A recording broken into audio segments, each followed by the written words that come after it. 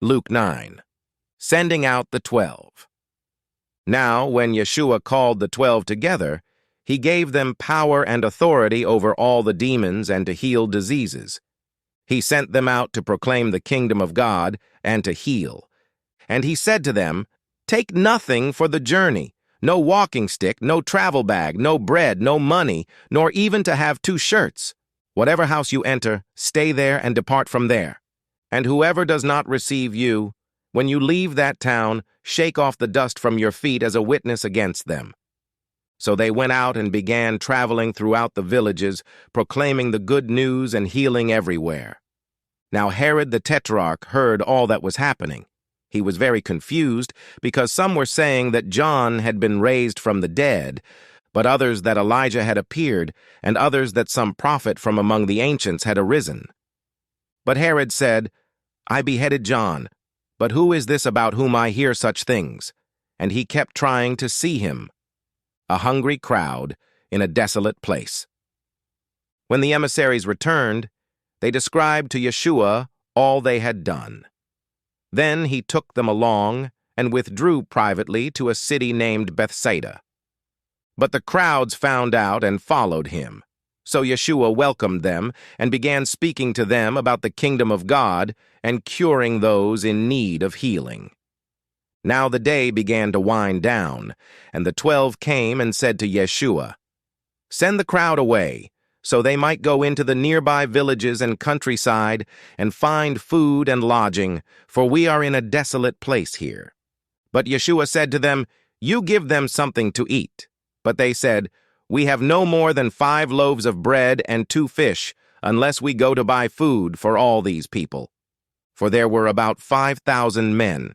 Then Yeshua said to his disciples, "Have the people recline in groups of about 50 each."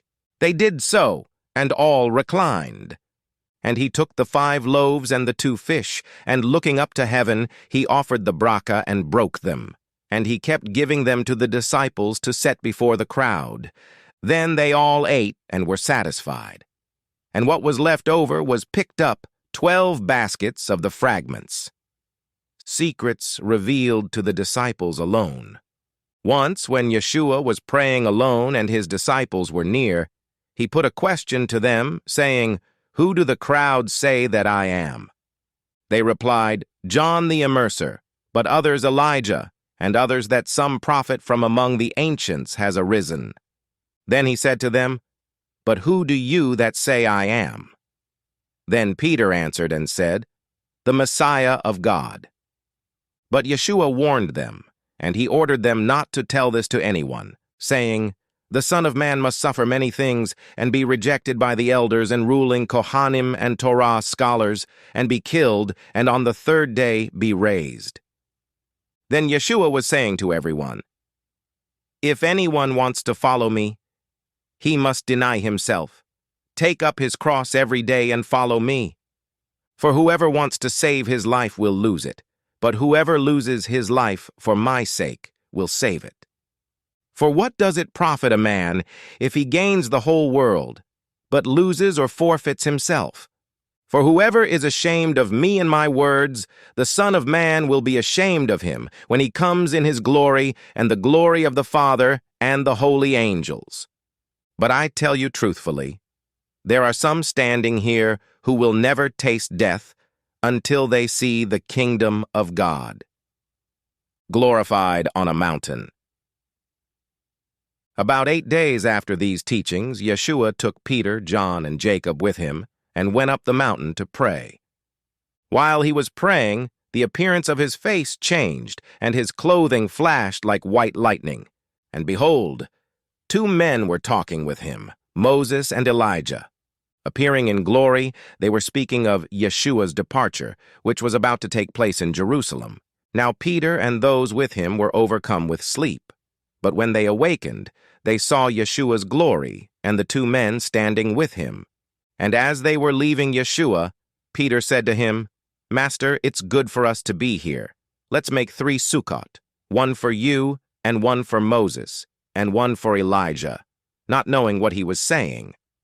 While he was yet saying these things, a cloud came and overshadowed them.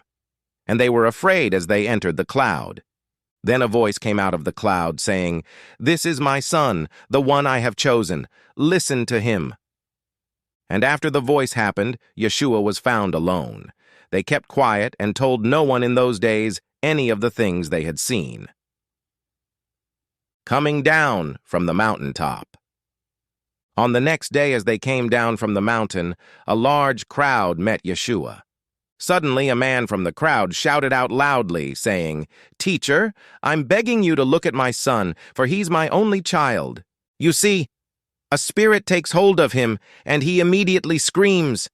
It throws him into convulsions with frothing. It hardly ever leaves him, it's crushing him. I begged your disciples to drive it out, but they couldn't."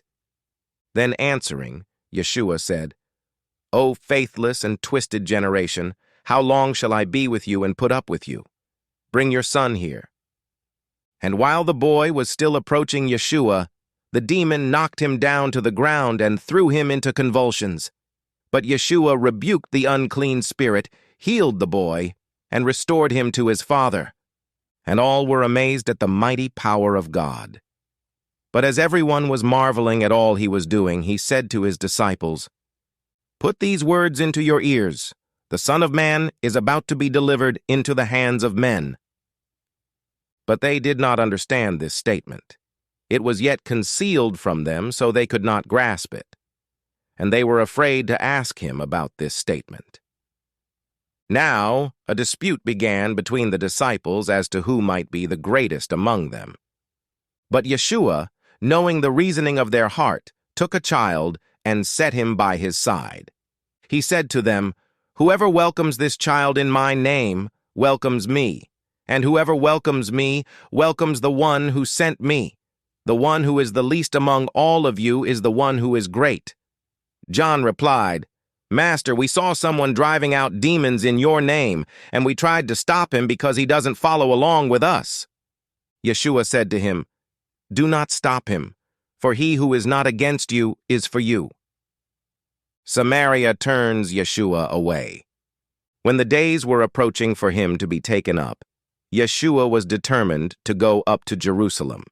He sent messengers before him, and they went and entered a Samaritan village to make his arrangements. But they did not receive him, because he was focused on going up to Jerusalem. When his disciples Jacob and John saw this, they said, "Master, do you want us to command fire to come down from heaven and consume them?" But Yeshua turned and rebuked them. Then they moved on to another village. As they were traveling on the road, someone said to him, "I will follow you wherever you go." But Yeshua said to him, "Foxes have dens and birds of the air have nests, but the Son of Man has nowhere to lay his head." He said to another, "Follow me." But that one said, "First let me go and bury my father." But Yeshua said to him, "Let the dead bury their own dead. But you, go and proclaim the kingdom of God." Then another also said, "I will follow you, Master, but first let me say goodbye to those in my home." But Yeshua said to him, "No one who has put his hand to the plow and looked back is fit for the kingdom of God."